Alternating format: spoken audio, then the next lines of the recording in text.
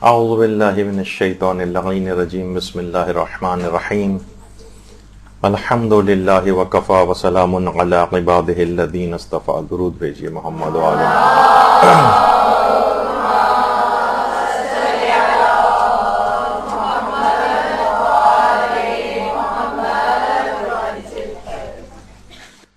دیکھیے فروع دین میں تو آپ کو پتا ہے کہ تقلید کرنا ہوتی. دین کے ہر شعبے کے اندر تقلید نہیں ہے. کچھ چیزیں ایسی ہیں کہ جس میں تقلید نہیں ہوتی ہے. ویسے تو تقلید کی آپ کتنی اہمیت سنتی ہیں کہ تقلید ہونی چاہیے، مجتہد کی بات ماننی چاہیے، لیکن خود مجتہدین ہی فرماتے ہیں کچھ چیزیں ایسی ہیں جن میں تقلید نہیں ہے. اچھا، تقلید نہیں ہے کہ معنی یہ نہیں ہے کہ ان تمام چیزوں میں تقلید کرنا حرام ہے. نہیں، ضروری نہیں ہے کہ آپ مجتہد کی بات مانیں اس میں. یعنی مجتہد اگر ایک بات کہہ بھی رہا ہو تو آپ کے لیے مجتہد کی بات کو ماننا ضروری نہیں ہوتا. کچھ مسئلے ایسے ہیں. چلیں اس میں ایک ایک کر کے بات شروع کرتے ہیں. جیسے مثلا ایک اس میں آتا ہے اصول دین میں تقلید نہیں. اصول دین کون سے؟ توحید، عدل، نبوت، امامت، قیامت. علماء یہ فرماتے ہیں کہ از روئے بصیرت دلیل کے ساتھ مثلا آپ کو اصول دین کو ماننا ضروری ہے. دلیل کے ساتھ. یعنی یہ نہیں کہ ہم کہیں کہ آیت اللہ سیستانی نے فرمایا کہ اللہ ایک ہے، اس وجہ سے آپ اللہ کو ایک مانیں. قیامت آئے گی، رہبر معظم نے یہ بات فرمائی ہے، ہم اس وجہ سے اس بات پہ یقین رکھے ہوئے ہیں. نہیں، آپ کے پاس بصیرت سے آپ کو ان چیزوں کے اوپر اعتقاد ہونا چاہیے اور دلیل سے آپ آگاہی کے ساتھ باقاعدہ ان چیزوں کو سمجھیں. دیکھیے اصول اور فروع، اصل کہتے ہیں، یعنی اصول جو ہے اصل سے نکلا، اصل کے معنی جڑ، اور فروع فرع سے نکلا ہے جس کے معنی شاخ. اچھا، اب دیکھیے بہت سے درخت ایسے ہیں جو آپ کو بہت ہرے بھرے نظر آتے ہیں. یہ اس وجہ سے ہرے بھرے نظر آ رہے ہیں کیونکہ ان کی جڑیں مضبوط ہیں. اچھا، ممکن ہے کوئی درخت جو ہے وہ جڑ کی کمزوری کے باوجود کچھ شاخیں آپ کو ہری بھری نظر آئیں، لیکن بہت مختصر مدت کے لیے ایسا ہوگا، اس کے بعد وہ بھی سوکھ جائیں گی. یعنی یہ جو ہرا بھرا جو درخت آپ کو نظر آ رہا ہوتا ہے، یہ اس بات کی نشاندہی ہے کہ اس کی جڑ مضبوط ہے. علامہ علی نقی نقن صاحب جو مشہور تھے، انہوں نے باقاعدہ ایک انٹرنیٹ پہ ان کی بہت اچھی ایک مجلس بھی اس مسئلے کے اوپر ہے. ہم عام طور پہ آپ نے دیکھا ہوگا کہ لوگ یہ نعرہ لگاتے ہیں کہ بھئی یہ فروعات کیا ہیں، تو فروعی مسائل ہیں، نماز، روزہ وغیرہ. اصل تو چیز ہے انسان کا اعتقاد صحیح ہونا چاہیے. یعنی اپنی بے عملی کے لیے کو ثابت کرنے کے لیے اس طرح کی بحثوں کو لے کر آتے ہیں. یعنی کہتے ہیں کہ اصول اور فروع دین کے اندر ایک ہم نا ایک جھگڑا پیدا کرتے ہیں کہ جناب اصول دین زیادہ اہم ہے، فروع دین تو کوئی ایسی خاص بات نہیں ہے، اور اس پہ عمل نہیں بھی ہو تو کون سا فرق پڑتا ہے، کون سا ہم کوئی کافر ہو جاتے ہیں. نہیں، اس کو ایک بے اہم چیز ثابت کرنے کی فکر کرتے ہیں، دونوں میں تقابل کر کے. دیکھیے علماء یہ فرماتے ہیں کہ جڑ جو ہے نا یہ نظر نہیں آتی، شاخیں نظر آ رہی ہوتی ہیں، لیکن وہ شاخیں وابستہ ہوتی ہیں جڑ سے. ان جڑوں ہی کے ذریعے جو شاخیں ہیں نا ان کو مل رہا ہوتا ہے، ساری غذائیں انہی سے مل رہی ہوتی. تو عقائد بھی جو ہیں یہ دل و دماغ کے اندر پھیل رہے ہوتے ہیں آپ کے. ان کا اظہار شاخوں سے ہوتا ہے. یعنی جو شخص جتنا زیادہ عمل اسلام کے اوپر کرتا نظر آئے گا، یہ اس بات کی دلیل اور نشانی ہوگی کہ اس کی جڑ مضبوط ہے. یعنی اگر یہ بے عمل نظر آ رہا ہے، یہ نماز روزہ کا کوئی پابند نہیں ہے، خمس ومس نہیں دیتا ہے، فسق و فجور، گانے، موسیقی، یہ وہ ایک لاپرواہ زندگی گزار رہا ہے، اس کے معنی یہ ہے کہ اس کی اصلاً اس کا اعتقاد ہی مضبوط نہیں، ورنہ اس کے عمل میں کمزوری نظر نہیں آتی.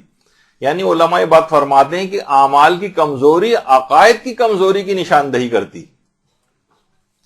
دیکھیے اگر شاخیں بھی موجود نہ ہو، دونوں ایک دوسرے کو سپورٹ کرتی. یعنی اگر صرف اور صرف جڑ موجود ہے، صرف جڑ کسی جگہ آپ کا مثلا لان ہے، کسی جگہ اس طرح کی کوئی چیز ہے، اور اس میں سے کوئی چیز نہ اگتی ہے، نہ کوئی پھل نکلتا ہے، نہ کوئی شاخ اگتی ہے، تو اس جڑ کا کیا کرنا ہے؟ اس کو بھی آپ اکھاڑ کے پھینک دیتی ہیں کہ بیکار یہاں پر ہو رہی ہے اور یہ بدنما بھی لگ رہی ہے. یعنی ایک مکمل درخت جو ہوتا ہے جس میں پھل پھول نکلتے ہیں وہی ہے جس کی جڑیں بھی مضبوط ہوتی ہیں اور جس کی شاخیں پھل پھول وغیرہ بھی اس کے اوپر نکلتے ہیں. یعنی اصول دین بھی اتنا ہی ضروری ہے اور فروع دین بھی اتنا ہی ضروری ہے. ایمان کا درخت اسی وقت نظر آئے گا. ہاں اگر آپ دیکھ رہی ہیں کہ کسی کی شاخیں کمزور ہیں, پزمردہ ہیں, سوکھی ہوئی ہیں, تو آپ سمجھ جائیں گی کہ پھر کیا ہوتا ہے کہ دیکھیے کبھی بھی آپ یہ نہیں کرتی کہ ان شاخوں کو آپ پانی دینے لگیں. نہیں, پانی ہمیشہ جو ہے وہ جڑ میں دیا جاتا ہے. پانی کبھی بھی نہ شاخوں وغیرہ کے اوپر نہیں دیا جاتا, پانی ہمیشہ جڑ میں دیا جاتا ہے. جڑ اگر مضبوط ہوتی ہے تو وہاں سے پھر پانی شاخوں کی طرف خود بخود جاتا ہے. تو فروع دین اگر کسی کمزور ہیں, نمازوں میں کوئی شخص ڈنڈی مار رہا ہے یا بے نمازی ہے, روزے نہیں رکھ رہا ہے, خمس نہیں دیتا ہے, نہ اس کو قضا نمازوں کی کوئی فکر ہے, نہ قضا روزوں کی کوئی فکر ہے, نہ کوئی کفاروں کی کوئی فکر ہے, نہ ان کو کوئی انجام دینے کی کوئی فکر ہے, اور اس کے باوجود بھی وہ بڑے بلند و بانگ نعرے مثلا مجالس کے اندر لگا رہا ہے. بعض اوقات جب میں کہیں روایتیں میں پڑھ رہا تھا کہ یقین کی کمی کی وجہ سے نعرے کی قوت میں اضافہ ہوتا ہے. یقین کی کمی کی وجہ سے جتنا یقین کم ہوگا اتنا ہی بعض اوقات نعرے کی قوت بڑھ جاتی ہے. وہ اپنے آپ کو کمپنسیٹ کر رہا ہوتا ہے نعرے, زوردار نعرہ لگا کر. تو علماء یہ فرماتے ہیں کہ اگر دین کی جڑ ہی اگر کمزور ہے, اس بات کی نشاندہی ہو رہی ہے کہ اس کی جڑ اصلاً کمزور ہے, ورنہ یہ تمام اعمال کو کیوں چھوڑتا. دیکھیے اصول دین کا ہم نے بچپن سے صرف رٹا لگایا ہوا ہوتا ہے. بعض اوقات توحید, عدل, نبوت, امامت, قیامت, یہ اصول دین بچپن سے کیونکہ رٹا دیے گئے. لیکن عقائد اگر اس کے راسخ ہوتے تو یہ اپنے اس کے اعمال کمزور نظر نہ آتے. مثلا اگر یہ امامت کو مان رہا ہوتا, ائمہ معصومین کی امامت کو ماننے کے کیا معنی کہ ان کو ان کی اطاعت کو اپنے اوپر فرض جانے. امامت اور کیا صرف نام کے طور پر امام نہیں ہوتا, بہت سارے سنی افراد یا جو اور غیر شیعہ افراد ہیں جو اور ہیں وہ بھی ان کو کہتے ہیں کہ ہاں امام حسین مثلا, لیکن ان کی اطاعت اس انداز سے فرض اللہ کی طرف سے ان کے اوپر قرار دی گئی ہے. اگر یہ ان کی اطاعت کو فرض مانتا تو کیوں ان کے فرامین کی خلاف ورزی کرتا. یہ مثلا اگر اللہ کو عادل مانتا, اسے معلوم ہے کہ اللہ جو ہے وہ عادل ہے اور وہ گناہوں کی سزا بھی دینے والا ہے, تو پھر یہ بے عمل کیسے رہ پاتا. اگر کسی کو یقین ہوتا کہ روز قیامت میں گناہگاروں کتنا سخت ترین دن ہوگا اور روز قیامت گناہگاروں کو اتنا عذاب دیا جائے گا, اس کے باوجود بھی یہ گناہ کرتا نظر آ رہا ہے, تو اس کے معنی یہ ہے کہ اس کو اس انداز کا اعتقاد قیامت کے اوپر نہیں ہے, ورنہ یقیناً ان سے بچتا. آج بھی اگر آپ کے سامنے جو مثال دی جاتی کہ 100 شربت کے گلاس ہوں اور صرف آپ کو یہ کہہ دیا جائے ان 100 میں سے کسی ایک گلاس کے اندر زہر ملا ہوا ہے, تو آپ کبھی بھی اس کا ایج لیں گے کہ بھائی ایک ہی میں تو ملا ہوا, ہو سکتا ہے میں جو ابھی پی رہی ہوں اس کے اندر نہ ہو. نہیں, آپ 100 کے 100 سے اجتناب کرتی. آپ کو پتا ہے کہ چولہے کے اندر جو مثلا آگ نکل رہی ہے, یہ آگ جو ہے ہاتھ کو جلا دے گی, آپ کبھی بھی ڈال کے چیک نہیں کرتی چلو آج چیک کر کے دیکھتے ہیں ہو سکتا ہے آج نہ جلائے. کبھی بھی آپ نہیں کرتی کیونکہ آپ کو یقین ہے. آپ کبھی بھی خدا نہ خواستہ کوئی اگر 10ویں فلور پہ رہتا ہے کسی فلیٹ میں, کبھی بھی اپنے آپ کو گرا کر چیک نہیں کرتا وہاں سے, اسے یقین ہے کہ جب اگر میں نے چھلانگ لگائی گی تو نتیجہ کیا نکلے گا. ہو سکتا ہے ہم آپ کو انٹرنیٹ سے بہت سارے نکال کے 50-100 کیسز دکھا دیں گے 10ویں فلور سے بھی نیچے گرا لیکن تب بھی جان بچ گئی اس کی. ایک احتمال تو نا, ہو سکتا ہے آپ کی جان بچ جائے, لیکن نہیں, آپ کو یقین ہوتا ہے کہ نقصان ہوگا, کبھی اس کام کو نہیں کرتے. لیکن گناہوں کو مسلسل انجام دیتے ہیں تو اس کی مذمت سننے کے باوجود, جبکہ معلوم ہے کہ اس کا نتیجہ آگ کے اندر جلنا ہے, لیکن پھر بھی اس کو انجام دے رہے ہوتے. اس کا مطلب یہ ہے کہ اعتقاد میں کمزوری, جو کہ ہم ابھی سمجھ نہیں رہے. یہ صرف ہم نے رٹا لگایا ہوا ہے, جو بچپن میں سکھا دیا گیا تھا نا اصول دین کتنے ہیں اور فروع دین کتنے ہیں, ہم نے رٹا لگا دیا جائے. آخر سے پہلے کی طرف جائیں تو آپ گڑبڑا جائیں گے, کوئی رٹے میں کمی واقع ہو جائے گی. اس میں رٹا تو آپ نے اوپر سے نیچے کی طرف لگایا ہوا ہے مثلا. تو یہ ہوتا ہے اس کے اندر. تو پھل بھی دیکھیے اسی شاخ کے اوپر نکلتے ہیں کہ جس کی جڑ مضبوط ہوتی. یعنی اعمال صالحہ کا پھل جو اس کے اوپر جو انجام دیا جا رہا ہے اس کا جو نتیجہ ہوگا, یہ پھل بھی ہمیشہ اسی جگہ پر نکلے گا. سوکھی ہوئی ٹہنیوں کے اوپر کبھی بھی پھل نہیں لگتے ہیں. جڑیں اگر نہیں ہوں, صرف اچھا کسی کی جڑ نہیں ہو اور صرف شاخیں ہری بھری نظر آ رہی ہوں, تو یقین مانیے کہ وہ پلاسٹک کا پھر وہ کوئی درخت آپ نے لگایا ہوا ہے. اس کا مطلب مصنوعی ہے. جیسے کہ ہمارے رشتہ دار دوست مجھ سے اکثر کہا کرتے تھے کہ جو اکثر جگہوں پہ آپ دیکھتی ہیں کہ جو چکن کا جو سوپ مل رہا ہوتا ہے بہت سی جگہوں پہ جو مرغیاں لٹکی ہوئی ہوتی ہیں پلاسٹک کی مرغیاں, وہ کہتے ہیں جب بھی آپ دیکھیں ہر دفعہ یہی والی مرغی لٹکی ہوتی ہے, نہ ان کو نکال رہا ہوتا ہے نہ کسی میں سوپ ڈال رہا ہوتا ہے, اس کا مطلب ہے پلاسٹک کی ہے یہ.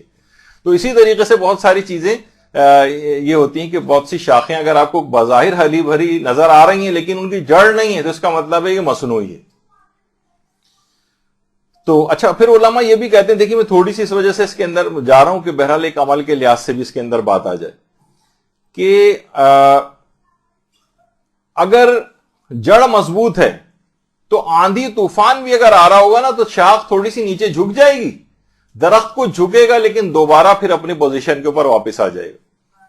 لیکن اگر جڑ مضبوط نہیں ہے تو یا تو نیچے گر پڑے گا, پودا ٹوٹ پھوٹ جائے گا.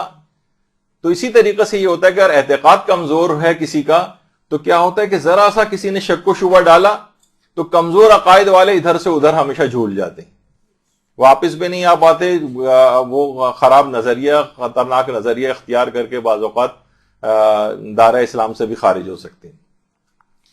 تو یہ سب چیزیں اس طرح سے ہیں. تو بہرحال اعتقادات کی جو جڑ ہے اس کو مضبوط ہونا چاہیے. اگر یہ مضبوط ہے اور شاخیں فی الحال کمزور بھی ہیں تو جڑ کی مضبوطی کی وجہ سے وہ شاخیں دوبارہ بھی جو ہے ہری بھری ہو سکتی ہیں. کچھ کمی اس کے اندر آئی تھی لیکن جڑ نے مستقل پانی دیا جاتا رہا وہاں پر, تو ہو سکتا ہے کچھ شاخ تھوڑی دیر کے لیے متاثر بھی ہو جائے تو جڑ مضبوط ہونے کی وجہ سے وہ پانی دوبارہ اس تک پہنچے گا اور پھر دوبارہ بھی ہری بھری ہو سکتی. اللہم صلی علی محمد وعلی آلہ.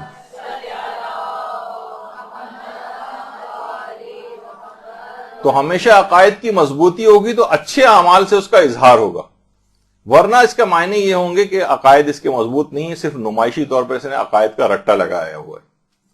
جب بھی علماء یہ فرماتے ہیں کہ اصول دین میں از روئے بصیرت اعتقاد رکھنا ضروری ہے, کسی کے کہنے پر نہیں رکھنا ہے آپ نے. اچھا, اب اس سے یہ بھی مراد نہیں ہے کہ ہم کہیں کہ کیونکہ اصول دین میں تقلید نہیں ہے تو ہم جو چاہیں عقیدہ بنا لیں. جیسے کہ آج کل بہت سے ذاکرین حضرات, سارے ذاکرین, اچھا ذاکرین کی بھی مذمت کبھی اس انداز سے نہ ہو کہ سب کو اس میں لپیٹ میں لے لیا جائے, کیونکہ بہت اچھے اچھے ذاکرین بھی ہیں جو دین کی خدمت کر رہے ہیں. البتہ کچھ جو زیادہ منفی شہرت رکھنے لگے ہیں تو وہ گڑبڑ کی طرف نکل جاتے ہیں ان کے معاملات. تو وہ یہ کہتے ہیں کہ بھئی اصول دین میں تو دیکھیے تقلید ہے ہی نہیں. ہم کہتے ہیں کہ دیکھیے جو آپ نظریہ بیان کر رہے ہیں آیت اللہ سیستانی نے کہا یہ نظریہ غلط ہے. وہ کہتے ہیں جناب اصول دین میں تو تقلید ہی نہیں ہے. مثلا ہم کہتے ہیں کہ جناب یہ بالفرض کہ ان کا تو نظر یہ ہے, مثلا آیت اللہ سیستانی کا یہ ہے کہ شہادت ثالثہ اس کے اندر نہ پڑھیں, اور اگر جاہل مقصر ہے تو اس کی نماز بھی باطل ہو سکتی.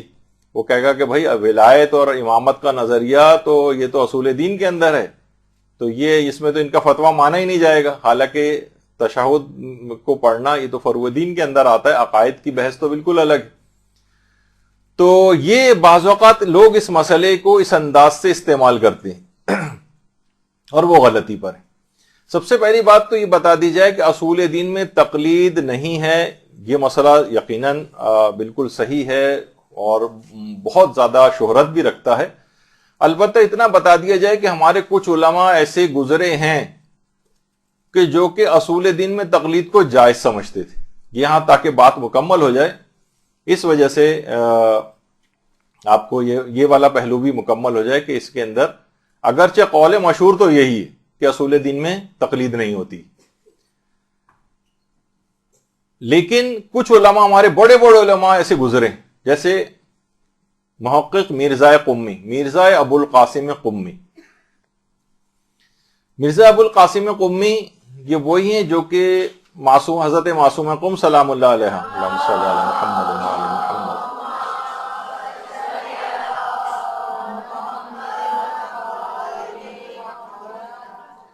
بالکل حرم معصومہ سے متصل جو قبرستان ہے گلزار شیخاں کے نام سے, وہاں پر مرزا قمی کی قبر ہے. کہا یہ جاتا ہے کہ جو دیکھیے جو قبرستان ہے, بڑی افسوس کی بات ہے کہ کتنے ہمارے زائرین وہاں جاتے ہیں, معصومہ قم کے روضے کے اوپر بھی جاتے ہیں, لیکن اس قبرستان کے اندر نہیں آتے. معصومہ قم کے روضے کے بعد قم میں جو سب سے مقدس جگہ ہے معصومہ قم کے روضے کے بعد وہ یہی قبرستان گلزار شیخاں ہے. یہاں پر ضرور جانا چاہیے. یہاں پر ہی محقق ابو القاسم قمی کی قبر بھی. انہوں نے باقاعدہ اپنی کتاب قوانین الاصول کے اندر یہ والی بات لکھی ہے کہ یہ مسئلہ مشکل ترین مسئلوں کے اندر سے ہے، اتنا آسان نہیں ہے. اور پھر کچھ دلائل دی ہیں کہ اصول دین بھی تقلید سے حاصل کیے جا سکتے ہیں.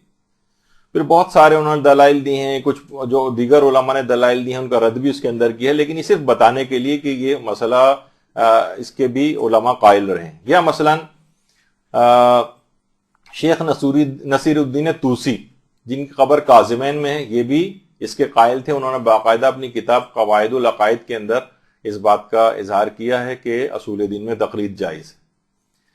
اچھا، اسی طریقے سے ملا محسن فیض کاشانی جن کی کاشان میں قبر ہے، انہوں نے بھی اپنی کتاب علم الیقین کے اندر، علم الیقین فی اصول الدین، اس کے اندر باقاعدہ انہوں نے اس مسئلے کو بیان کیا ہے اور کہا ہے کہ اصول دین میں بھی تقلید کی جا سکتی ہے. اسی طریقے سے کتنے ہمارے بڑے عالم گزرے، شیخ مرتضی انصاری، انہوں نے الرسائل کے اندر، جو رسائل ہے ان کی کتاب، اور اس کے اندر انہوں نے باقاعدہ اس مسئلے کے ان پہلوؤں کو بیان کیا. اچھا، اب دیکھیے جو ہے کہ اصول دین میں تقلید نہیں ہے، تو کیا اصول دین پر صرف یقین کافی ہے یا اس میں دلیل بھی ہونا چاہیے؟ اچھا، اس میں آیت اللہ کو یہ فرماتے تھے اصول دین کے اندر تقلید کا مسئلہ کہ اصول دین میں کیا صرف یقین ہونا کافی ہے یا آپ کے پاس دلیل بھی ہونا چاہیے؟ یعنی صرف مسئلہ ہے کہ ہمیں یقین ہے کہ اللہ ایک ہے، ہمیں یقین ہے کہ ہمارے جو ہے وہ 12 امام ہیں، ہمیں یقین ہے کہ قیامت آئے گی، ہمیں یقین ہے کہ خدا عادل ہے، ہم پیغمبر کی رسالت کے اوپر یقین رکھتے ہیں، ائمہ کی امامت پہ یقین رکھتے ہیں. کیا یہ صرف یقین رکھنا کافی ہے یا ان سب چیزوں کے لیے ہمارے پاس دلیل بھی ہونی چاہیے؟ تو آقا کوئی فرماتے تھے کہ دل ذاتی طور پر آپ کے پاس کوئی بھی چھوٹی سے چھوٹی بھی اگر دلیل ہے جس سے آپ کا دل مطمئن ہو جائے تو یہ بھی کافی. یعنی دلیل کا ذاتی ہونا ضروری نہیں، کسی اور نے بھی اگر کوئی دلیل بیان کی ہو، جیسے کہ ابھی آگے چل کر ایک دلیل بیان بھی ہوگی. امام خمینی یہ فرماتے تھے کہ نہیں، دلیل کا ہونا واجب اور لازم، دلیل ہونی چاہیے.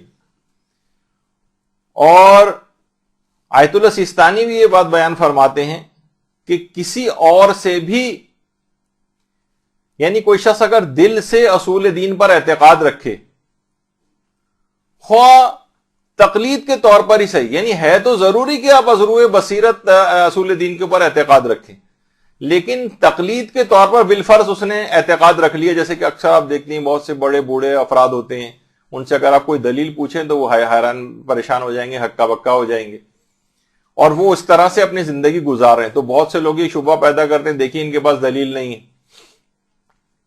ایک مرحوم عالم دین تھے، وہ تو اکثر جا کر جب نکاح پڑھانے جاتے تھے دولہا دلہن سے باقاعدہ کہتے تھے اصول دین سناؤ پہلے، اور اس کے بعد اصول دین کی دلیلیں پوچھتے تھے.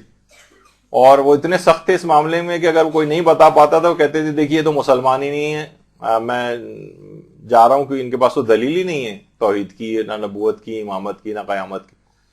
تو آہستہ آہستہ لوگوں نے ان کو پھر بلانا ہی بند کر دیا تھا، نکاح پڑھواتے ہی نہیں تھے ان سے. تو بہرحال اس کے اندر غلطی یہ ہے کہ دلیل اگر کوئی شخص، اب یہ آیت اللہ سیستانی کے اپنے الفاظ دیکھیے اس میں کیا ہے. وہ فرماتے ہیں ہر مسلمان کے لیے اصول دین کو ازروع بصیرت جاننا ضروری ہے، کیونکہ اصول دین میں کسی بھی طور پر تقلید نہیں کی جا سکتی. یعنی یہ نہیں ہو سکتا کہ کوئی شخص اصول دین میں کسی کی بات صرف اس وجہ سے مانے کہ وہ ان اصول کو جانتا ہے.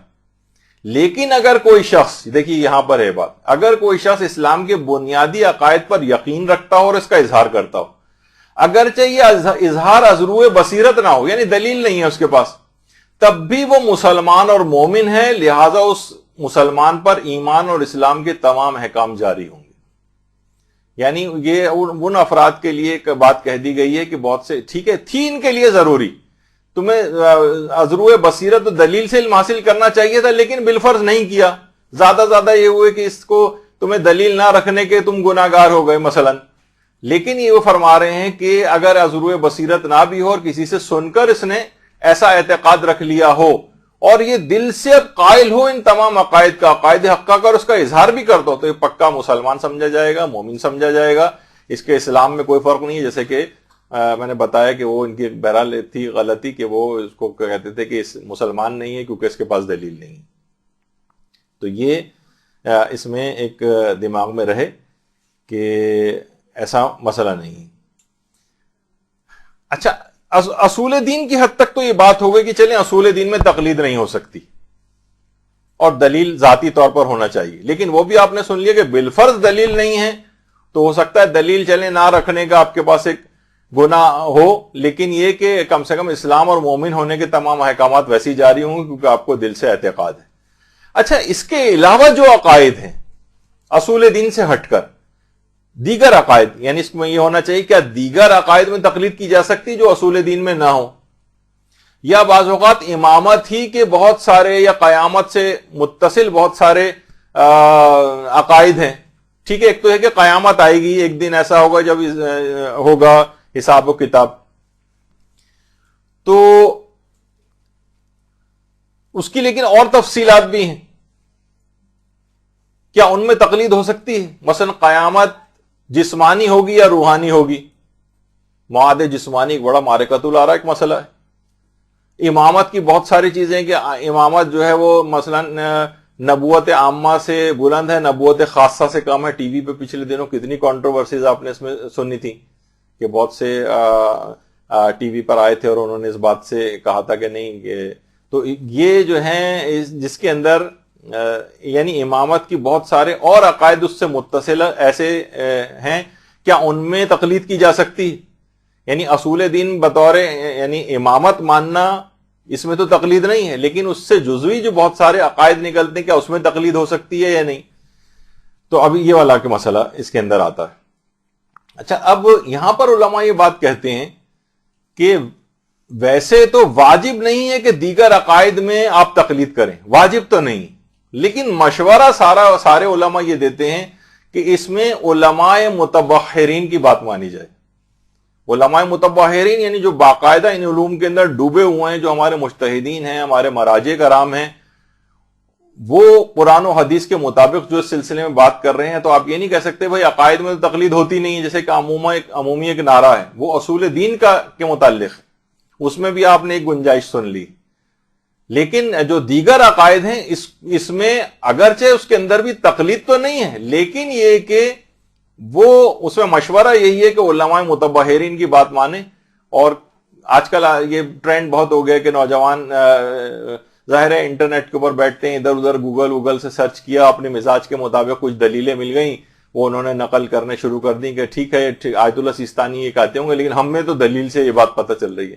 اور بھائی آپ کی نظر اتنی نہیں ہے، آپ کا مطالعہ اتنا نہیں ہے، احادیث کی پرکھ آپ کی اتنی نہیں ہے، آپ لغات کو اس حد تک نہیں جانتے ہیں. کتنے سارے علوم ہیں جو کہ مجتہد جن سے واقف ہوتا ہے اور وہ ایک نظریہ نکال کر دے رہا ہوتا ہے، ایک فتویٰ دے رہا ہوتا ہے کسی عقائد کی بات کے اوپر بھی. آپ کو چاہیے کہ لوگوں کو انہی کی بات مانیں. ہمارے بہت سارے اس طرح کے نوجوان جو ہے وہ انٹرنیٹ اور فیس بک وغیرہ پر آ گئے ہیں جو اپنے ذاتی نظریات محقق بن کر لوگوں کے سامنے پیش کر رہے ہیں، جس میں اکثر مجتہدین کے فتاووں کے خلاف ہوتے ہیں، جو اعتقادات بھی انہوں نے بیان کی اس سے بھی ٹکرا رہے ہوتے ہیں. تو جیسے کہ آیت اللہ سیستانی سے مثلا پوچھا گیا تھا، ویسے خود ایک ذرا کنٹروورشل موضوع ہے، البتہ 99.99% ہی تقریباً علماء جو ہیں وہ مثلا فلسفے وغیرہ کے اعتبار سے، اور جو ابن عربی محی الدین ابن عربی جو کہ شیعہ نہیں تھا، ایک غیر شیعہ شخص تھا، اس نے کچھ عقائد اور توحید اور اس کے متعلق کچھ ایسی بات کہی کہ لوگ اس کے گمراہ ہونے کے قائل ہیں تقریباً. تو ان سے پوچھا گیا کہ جو صاحب فصوص جنہیں کہا جاتا ہے کہ آیت اللہ سیستانی سے کہ ان کی کتابیں وغیرہ پڑھنا، اور تو اس میں انہوں نے یہی بات کہی کہ علماء متبحرین کی بات مانیں، یعنی ایک لحاظ سے، اور کہا کہ ہم جو ان کے عقائد ہیں جو اس طرح کی کتابوں میں ہوتے ہیں ہم ان کی تائید نہیں کرتے. تو یہاں پہ بھی آیت اللہ سیستانی کو اگر دیکھا جائے تو عقائد کے لحاظ سے اگر کوئی بات کی جائے، یہاں تو خیر فلسفے کی بھی بات ہے، اور لیکن عمومی طور پر بھی اگر عقائد کی بات تو ان کی طرف سے یہی جواب آتا ہے کہ اس میں علماء جو بہت زیادہ ہمارے علماء اور مجتہدین جو ان علوم میں ڈوبے ہیں، جو قرآن و احادیث سے جو فتاوے عام طور پر دیتے ہیں اور نظریات بیان کرتے ہیں، ان کی بات مانی جائے۔ اچھا، آیت اللہ حافظ بشیر نجفی سے بہت واضح طور پر یہ سوال پوچھا گیا، اور اس جواب سے آپ کو بہت حد تک اندازہ ہو جائے گا سب دیگر مجتہدین کا نظریہ بھی یہی ہے۔ سوال یہ پوچھا گیا ہے، اب ذرا غور سے دیکھیے گا، اعتقادات شرعیہ کو انسان کس طرح سے حاصل کرے جبکہ ان میں تقلید جائز نہیں؟ یہ ان کی کتاب جو مختصر الاحکام ہے اس میں صفحہ 155 اور 56 کے اوپر ہے۔ جبکہ تقلید جائز نہیں ہے عقائد میں، تو عقائد انسان کہاں سے حاصل کرے؟ کیونکہ جس طرح سے فروع دین میں روایات کے اختلاف کی وجہ سے ہم تقلید کے محتاج ہیں، بعض اعتقادات میں مختلف روایتیں ہوتی ہیں، تو ہم کیوں کر صحیح روایت کو جدا کریں؟ یعنی صحیح نظریہ ہم کیسے نکالیں عقائد کا؟ عقائد کی جو روایات ہیں اس میں بھی بہت تضاد ہے مثلا۔ تو انہوں نے جواب دیا کہ عقائد کی دو قسمیں، عقائد کی دو قسمیں ہیں جن کے متعلق ہر انسان پر واجب ہے کہ ان کو دلیل سے حاصل کرے، اور وہ خدا کے وجود کا، اس کی وحدانیت کا، اس کے عالم و قادر ہونے کا، اس کے زندہ ہونے کا، قدیم ہونے کا، رسول اللہ کی نبوت کا، 12 اماموں کی امامت کا اعتقاد، اور خدا کے عادل ہونے کا اور قیامت کا اعتقاد۔ یہ چیزیں وہ ہیں جن میں روایات مختلف نہیں، یعنی ایسا نہیں کچھ روایت میں یہ آ رہا ہو کہ نہیں قیامت نہیں آئے گی، اور کچھ میں آیا کہ آئے گی، کچھ روایات میں ہے کہ 12 امام نہیں ہیں بلکہ 11 امام ہیں، نہیں ایسا تو کچھ نہیں۔ یعنی ان عقائد جو اصول دین ہیں ان میں کوئی روایات کا اختلاف نہیں، اور ہر عقل مند شخص اپنی حیثیت کے مطابق ان کی دلیل پتہ کر سکتا ہے۔ ضروری نہیں ہے کہ دلیل کو علمی مخصوص اصطلاحات سے کسی مخصوص عربی زبان وغیرہ میں جیسے حاصل کرے۔ اب مثال دی، مثال کے طور پر ایک ان پڑھ بڑھیا سے جب پوچھا گیا کہ خدا کے وجود پر کیا دلیل ہے، تو اس نے عرض کی کہ میرا چرخہ کسی کے چلانے کے بغیر نہیں چلتا ہے، تو یہ ساری کائنات کسی مدبر حاکم کے بغیر کیسے چل سکتی ہے؟ یہ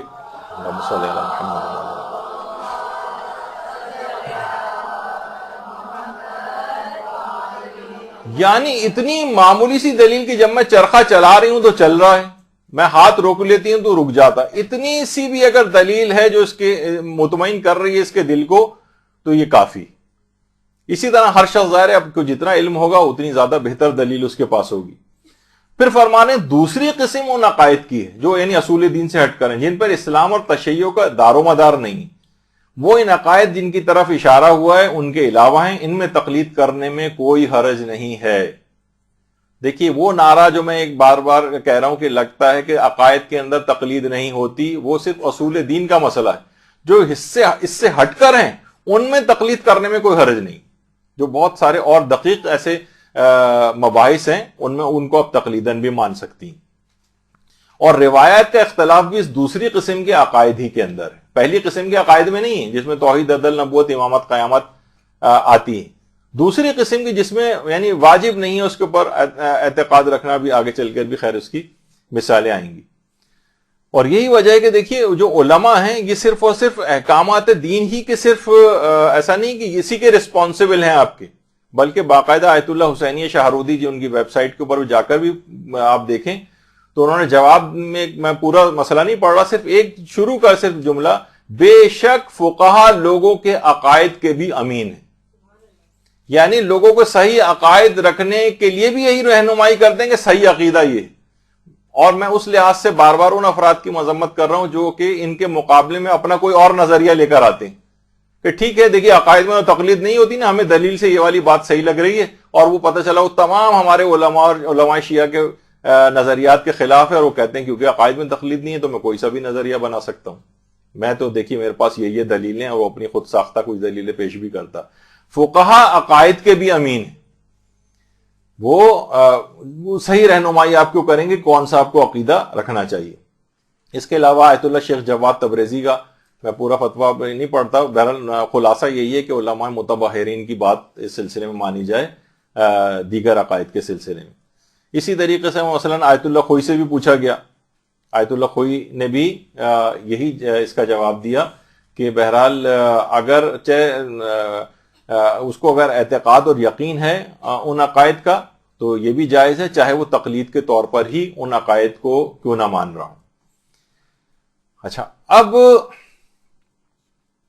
پچھلی دفعہ ایک بات آئی تھی وہ تھوڑی سی اور بات کر دوں کہ دیکھیے عقائد کے بھی جو ہے نا بحثیں وہ بعض اوقات کتب استدلالی فقہ کے اندر موجود ہوتی ہیں، یعنی جو استدلال جو مجتہدین فتوے ثابت کرنے کے لیے جو دلیلیں دیتا ہے. عمل کے لیے جو فتوے ہیں وہ الگ جگہ پہ ہوتے ہیں, اس کو رسالہ عملیہ کہتے ہیں. بعض اوقات عقائد کے فتاوے بھی اس کے اندر آ جاتے ہیں. تو آیت اللہ خوئی سے بھی جو ہے یہی والی چیز پوچھی گئی کہ مثلا آپ کی استدلالی کتب کے اندر جیسے التنقی جو ہے, اس جو کتاب ہے, اس کے اندر جو بات لکھی ہوئی ہے تو وہ آپ کی عربی اور فارسی رسالہ عملیہ میں نہیں ہے, تو کیا اس کو فتوے کے طور پہ لیا جا سکتا ہے؟ تو انہوں نے یہی کہا کہ جو وظیفہ شرعی ہے وہ یہ ہے کہ انسان رسالہ عملیہ پر عمل کرے, نہ کہ میری تقریروں پہ مشتمل دروس پر. جو انہوں نے درس دیے ہیں یا دروس خارج دیے ہیں یا استدلالی کتب فقہ لکھی ہیں اس کے اوپر وہ عمل کے لیے نہیں ہے. بعض اوقات لوگ اس کی بحثیں لے کے آتے ہیں, دیکھیے آیت اللہ خوئی نے یہ بحث فلاں عقیدے کے اوپر اس میں کی ہے, اور وہاں سے ایک ٹکڑا نکال کر آپ کو پیش کر دیتے ہیں, جبکہ بعض اوقات وہ انہوں نے کہا کہ نہیں یہ عمل کے لیے نہیں ہے. میں پچھلی دفعہ بھی یہ بات آپ کے سامنے پیش کی تھی کہ وہ عمل کے لیے نہیں ہوتی, وہ ایک الگ علمی بحث ہوتی ہے, اس میں سے کوئی ٹکڑا نہیں نکالنا چاہیے. رسالہ عملیہ کے اندر دیکھنا چاہیے کہ وہ کیا کہہ رہے ہیں. بہرحال اس طرح سے آیت اللہ خوئی اور خود یہ آیت اللہ سیستانی بھی الفوائد الفقہیہ جو ان کی فتاوی کے اوپر مشتمل ہے, اس کے اندر آیت اللہ سیستانی نے بھی یہی کہا ہے کہ ان سے پوچھا گیا کہ مجتہد عالم کی جو استدلالی کتب فقہ یا تقریرات ہوتی ہیں ان کی بحثوں پر بھروسہ کر سکتے ہیں نہیں, جبکہ فتووں کی کتابوں میں اس کا تذکرہ نہیں ہوتا. تو انہوں نے یہی بات اس سلسلے میں بیان کی ہے اور کہا کہ بہرحال ان کتابوں پر عمل کو مشکل قرار دیا. خیر چلیں, یہ تو ایک الگ بات تھی. اور اسی کے اندر وہ والی بات جو پچھلی دفعہ کسی نے حیران بھی ہوئے تھے کچھ خواتین کے, بہرحال کے آیت اللہ خوئی سے یہ بات جو ان کی آیت اللہ خوئی کا جو ادارہ ہے ان سے بھی یہ بات پوچھی گئی کہ آیت اللہ خوئی نے مستند فی شرح عروہ کے اندر عاشورے کے روزے کے متعلق یعنی ایسا لگ رہا ہے ہمیں کہ اس کی کراہیت ثابت نہیں ہے, اور اقوا یہ ہے کہ عاشورے کے روزے کو مستحب قرار دیا جائے کہ صاحب جواہر نے لکھا ہے. لیکن توضیح المسائل میں ہم دیکھتے ہیں تو اس میں انہوں نے جو ہے اس کو مکروہ روزے کے اندر جو ہے وہ قرار دیا ہوا ہے. تو کون سی بات اس سلسلے میں مانی جائے؟ تو جواب وہاں سے یہ ہے کہ کتب استدلالی کا کوئی اعتبار نہیں, یعنی اس پر آپ اعتبار نہیں کریں گے بلکہ رسالہ عملیہ کے اوپر صرف عمل کریں گے. خیر, تو یہ تو اس میں بیچ میں ایسی بات آ گئی ہے, جلدی اس سے میں آگے بڑھوں. تو بہرحال وہی والی بات آ گئی کہ بہرحال ازروع بصیرت جاننا ضروری ہے, اور عقائد میں تقلید نہیں ہو سکتی, لیکن پھر بھی کوئی اگر عقائد میں تقلید کے طور پر مان لے تو اسلام اور مسلمان ہونے کے احکام اس کے اوپر جاری کیے جائیں گے. یہ آیت اللہ سیستانی کا نظریہ. تو پہلا ایک ہو گیا کہ اصول دین میں تقلید نہیں ہوتی. دوسری چیز جس کے اندر تقلید نہیں ہوتی وہ ضروریات دین ہے. ضروریات دین میں بھی تقلید نہیں ہے. اچھا, اب ضروریات دین دیکھیے, جیسے نماز واجب ہے, نماز کے اوپر اعتقاد رکھنا ہے ضروریات دین کا مسئلہ. کوئی کہے کہ نہیں نماز نام کی اسلام میں کوئی چیز ہی نہیں ہے, تو وہ بہت بڑی گمراہی میں.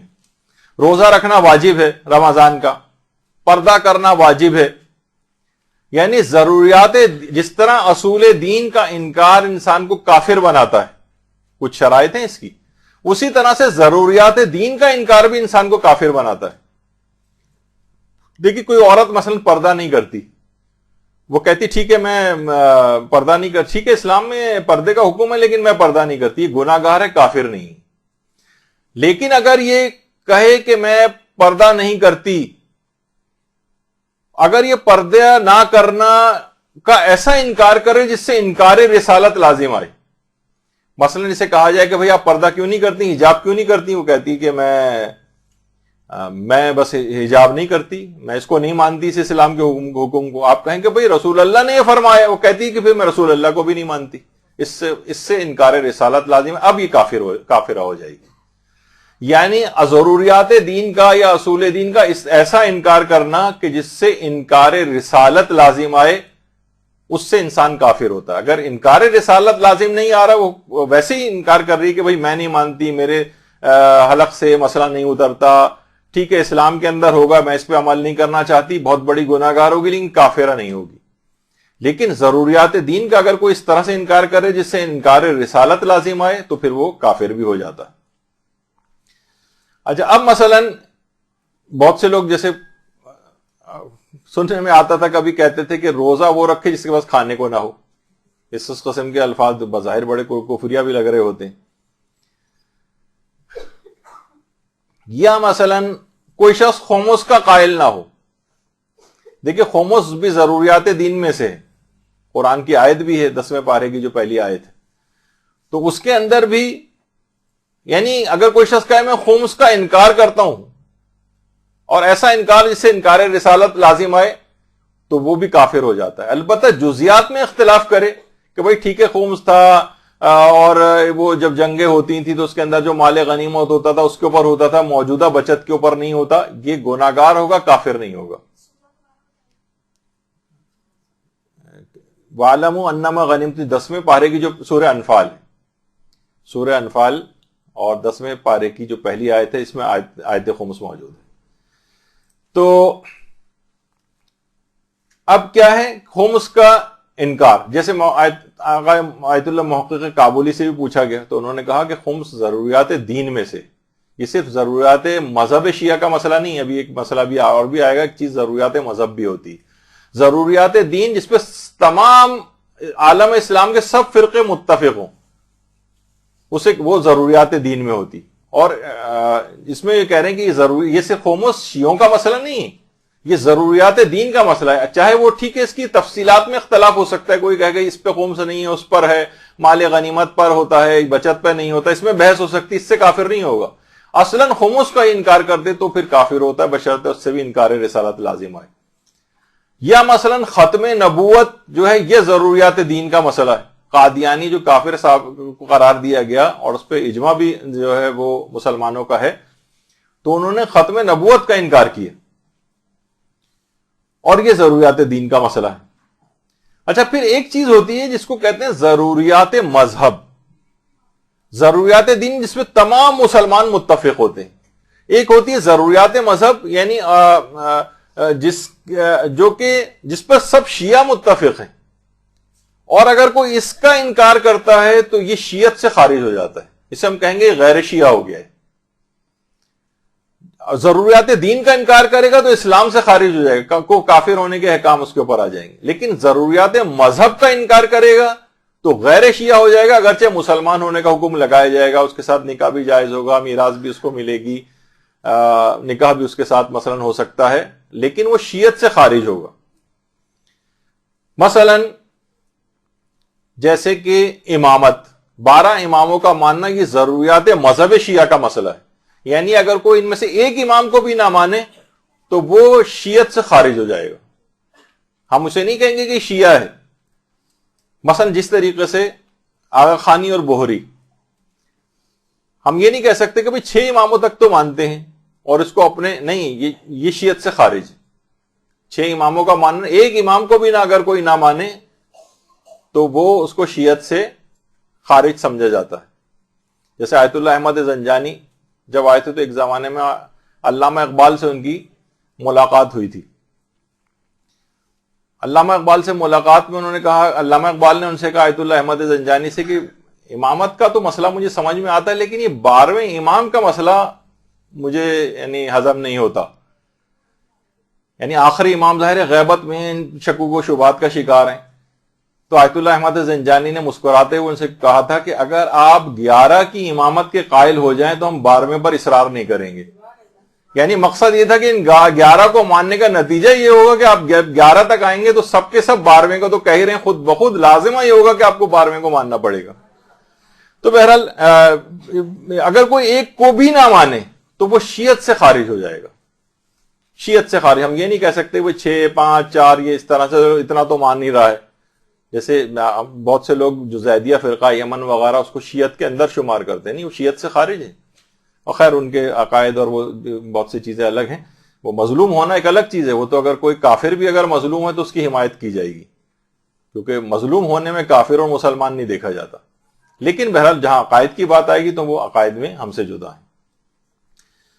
اچھا، اب اس کے بعد ایک اور چیز آتی ہے، جیسے کہ رجت ہے، اگرچہ اس پہ بھی علماء کا اختلاف ہے کہ اسے ضروریات مذہب شیعہ میں قرار دیا جائے یا نہیں دیا جائے۔ مثلا رجت ہے امام زمانہ علیہ السلام کے بعد، اللہم صلی علی محمد و آل محمد،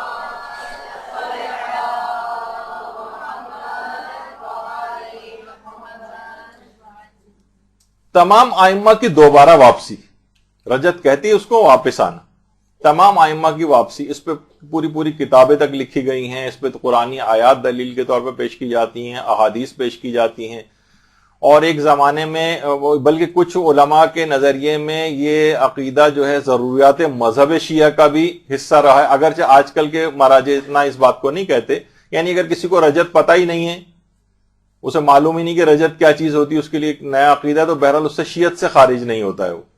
لیکن ایک زمانہ تھا کہ جب رجت جو ہے وہ ضروریات مذہب شیعہ، یہ بھی دیکھیے ایک علمی بحث ہے کہ ممکن ہے کہ کوئی مسئلہ کبھی ضروریات مذہب کا حصہ رہے اور کبھی نہ رہے، کچھ مسائل میں ایسا ممکن ہے، لیکن ابھی اس کی تفصیل میں نہیں جا سکتے۔ تو بہرحال تو ضروریات مذہب کے اندر بھی تقلید نہیں ہوتی۔ اچھا، 4 چیزیں ایسی ہیں کہ جس کے اندر تقلید نہیں، اصول دین میں تقلید نہیں ہے، لیکن اس کے جزئی مسائل بھی آپ نے سن لیے۔ ضروریات دین میں بھی تقلید نہیں، ضروریات دین میں مثلا ہم کہیں کہ ختم نبوت جو ہے یہ آیت اللہ سیستانی نے فرمایا ہے، نہیں، اس کے اندر تقلید والا مسئلہ نہیں۔ اور تیسری چیز ابھی اور آگے آئے گی جس کو آج میرے پاس وقت نہیں رہا، وہ 2 چیزوں کے اندر آدھے پونا گھنٹے کا تقریباً مسائل اور باقی رہ گئے آج۔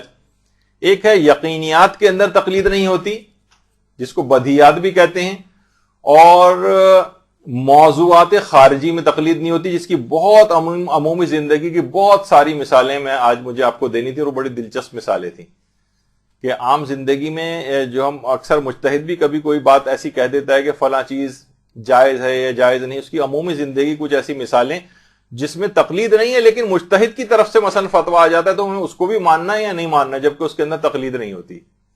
لیکن یہ ابھی آپ کو سمجھ میں نہیں آئے گا انشاءاللہ اگلی دفعہ کے اندر۔ تو کچھ 4 چیزیں ایسی ہیں جس کے اندر تقلید نہیں ہوتی ہے، اصول دین میں، ضروریات دین میں، یقینیات اور بدیہیات میں، اور موضوعات خارجی میں۔ اور بغیر کسی تمہید میں جائے گفتگو براہ راست وہاں سے متصل کر دیتے ہیں کہ 4 چیزیں بتائی گئی تھیں کہ 4 چیزوں میں تقلید نہیں ہے۔ ان میں ایک چیز تو یہ ہے اصول دین، اصول دین میں کوئی تقلید نہیں ہے۔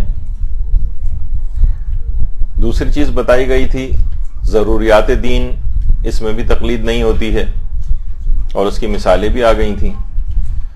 اور تیسری چیز ہے یقینیات یا بدیہیات جس کو کہتے ہیں، بہت ہی واضح چیزیں، اتنی کہ یقینی اور واضح ہیں کہ اس میں کسی تقلید کی کوئی ضرورت نہیں ہے۔ مثلا دن میں 5 نمازیں واجب ہیں، فجر، ظہر، عصر، مغرب، عشاء۔ اب ہم تقلید کے اعتبار سے نہیں مانتے کہ آیت اللہ سیستانی نے کہا ہے کہ مثلا نماز فجر کی نام کی ایک نماز ہوتی ہے، نماز ظہر اور عصر، تقلید سے ہمیں پتہ نہیں چلا ہے۔ ایک یقینی، ایک بدیہی بالکل چیز ہے، اس کے اندر بھی تقلید نہیں ہے۔ اسی طرح سے ان نماز پنجگانہ میں کتنی رکعات ہیں، اس میں کوئی اختلاف نہیں ہے، بالکل یقینی چیز ہے، بدیہی چیز ہے کہ فجر کی 2، ظہر کی 4، عصر کی 4، مغرب کی 3 اور عشاء کی 4 رکعات ہوتی۔ مسلمانوں کسی فرقے کے اندر کوئی بھی اختلاف نہیں ہے، یہ یقینی اور بدیہی چیز۔ یہ 3 چیزیں ہوئیں، اور اسی کے ساتھ اسی طرح سے جیسے نماز جمعہ ہے، اس کے متعلق بھی یہی ہے کہ یہ 2 رکعت کی نماز ہے، جمعے کے دن پڑھی جاتی ہے، اور یہ بھی یقینی اور بدیہی بالکل چیز ہے۔ تو یقینیات میں اور بدیہیات میں جو بالکل واضح ترین چیزیں، اس میں بھی کوئی تقلید نہیں ہوتی۔ اچھا، ہاں، تقلید ایک اور چیز میں بھی نہیں ہوتی ہے، اور وہ ہے چوتھی چیز موضوعات خارجی میں۔ دیکھیے ہر چیز کا ایک موضوع ہے نا، ایک ہے موضوعات داخلی جن کا اسلام سے تعلق ہوتا ہے، یعنی داخلی اسلام کا انٹرنل موضوع ہے۔ نماز ایک موضوع ہے، یہ داخلی موضوع ہے، اسلام ہی اس کی تفصیلات بتائے گا، اسلام ہی اس کے متعلق احکام بتائے گا، اس میں آپ کو جا کر لوگوں سے یا کسی اور سے جا کر نہیں پوچھنا ہے۔ موضوعات خارجی وہ ہوتے ہیں کہ جن کا اسلام سے تعلق نہیں. موضوعات داخلی وہ ہوتے ہیں جو اسلام ہی کے بنائے ہوئے ہیں. نماز ہے, روزہ ہے, حج ہے, حج کیسے کرنا ہے یہ ہر شخص جو ہے اسلام سے جا کر پوچھے گا.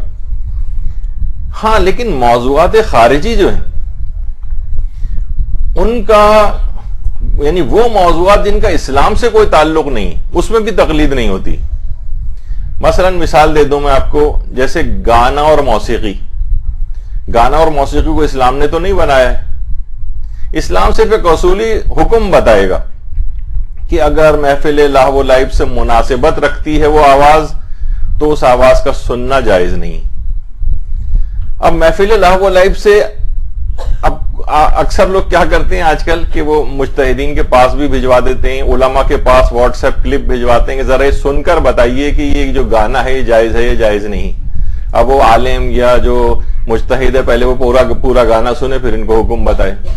نہیں, اصلاً یہ کوئی عالم بھی نہیں بتا سکتا ہے اور نہ ہی یہ کوئی مجتہد اس کے اندر دخل دیتا ہے. جب بھی آپ دیکھتے ہیں کہ لوگ کتنے ہی انداز سے سوال پوچھ لیں گانے اور موسیقی کا, جواب وہ ایک ہی اصولی طور پر جو ہوتا ہے وہی دیا جاتا ہے وہاں سے کہ اگر یہ موسیقی یا یہ گانا محفل لہو و لعب یعنی جو گانے بجانے کی اور برائی کی جو محفلیں ہیں وہاں سے مناسبت رکھتی ہے تو حرام ہے. اب مناسبت رکھتی ہے نہیں رکھتی آپ خود تحقیق کریں. مجتہد جا کے ہر محفل کو چیک نہیں کرے گا کہ مجتہد خود جا کر شریک ہو, سنے, دیکھے, پھر آپ کو ایک حکم بتائے, اور یہ ممکن بھی نہیں ہے. لاکھوں تقاریب ہو رہی ہیں, لاکھوں محفلیں ہو رہی ہیں, تو یہ ہر شخص خود تحقیق کرے, اس میں تقلید نہیں ہوتی. تو اکثر لوگ جو یہ اس قسم کے سوالات پوچھتے ہیں, آپ استفتاءات کے سیکشن میں جائیں گانے اور موسیقی وغیرہ کے آیت اللہ سیستانی کے, تقریباً ہر سوال کا جواب ایک ہی ملے گا آپ کو. اصلاً کوئی وہ چیز ہو نہیں سکتی, ممکن نہیں ہے کہ مجتہد جو اس کے اوپر جو ہے وہ اپنی ایک رائے دے کہ وہ اگر بالفرض کہہ بھی دے کہ محفل لہو و لعب سے مناسبت رکھتی ہے اور آپ کی تحقیق یہ کہ نہیں اس کا کوئی تعلق محفل لہو و لعب سے نہیں. مثلا یہ تو ایک ملی ایک جو گانا ہے, یعنی ابھی میں موسیقی وغیرہ کی بات نہیں کر رہا جو حلق سے آواز نکالی جا رہی ہے, یہ تو مثلا قومی ترانہ ہے. قومی ترانے کو اگر کوئی اچھی آواز سے بھی پڑھے تو لوگ یہ نہیں کہیں گے کہ یہ گانا ہے اور نہ وہ محفل لہو و لعب سے مناسبت رکھتا ہے. تو یہ ہر شخص خود تحقیق کرے, یعنی موضوعات خارجی کے اندر تقلید نہیں ہوتی ہے. یہ ایک انتہائی اہم چیز ہے. اسی طریقے سے ممکن ہے کہ ایک مشروب آپ کے سامنے موجود ہو تو مجتہد کبھی بھی اس پہ حکم نہیں لگائے گا کہ یہ چیز شراب ہے. شراب ہے یہ شربت, اگر آپ کو شک ہو جائے تو مجتہد نہیں کہ مجتہد کے پاس آپ بھجوائیں اس کو اور مجتہد کسی لیب میں بھجوائے یا چک کے بتائے معاذ اللہ کی شراب ہے شربت ہے. نہیں, یہ تو مجتہد کہے گا اگر یہ شراب ہے تو حرام ہے اور اگر یہ شراب نہیں ہے تو جائز ہے آپ کے لیے. اب آپ خود تحقیق کرتے ہیں کہ شراب ہے یا شراب نہیں, اور تحقیق کرنا بھی واجب نہیں. آپ کی مرضی ہو تو تحقیق کریں, مرضی ہو تو تحقیق نہ کریں. احتیاط کرنا چاہے تو احتیاط کر لیں, لیکن جیسے ہی یقین پیدا ہو گیا کہ شراب ہے ویسے اس سے اجتناب لازم ہو جائے گا. تو کون سی چیز شراب ہے کون سی چیز شربت ہے یہ بھی مجتہد کا کام نہیں. اچھا, اس کی کچھ اور ذرا سمجھانے کے لیے کچھ اور واضح مثالیں بھی اگر دوں.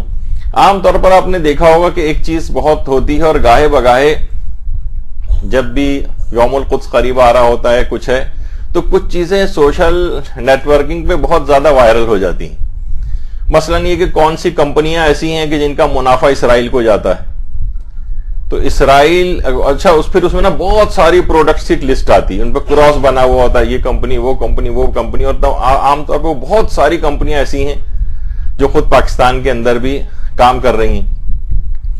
تو اب لوگ مجتہدین کے نام سے ایک چیز شائع کرتے ہیں کہ آیت اللہ سیستانی نے یا رہبر معظم نے ان کمپنیوں کو حرام قرار دیا, جبکہ نام لے کر ان میں سے کسی بھی مجتہد نے آج تک نام لے کر اصولی مسئلہ بیان کرتے ہیں.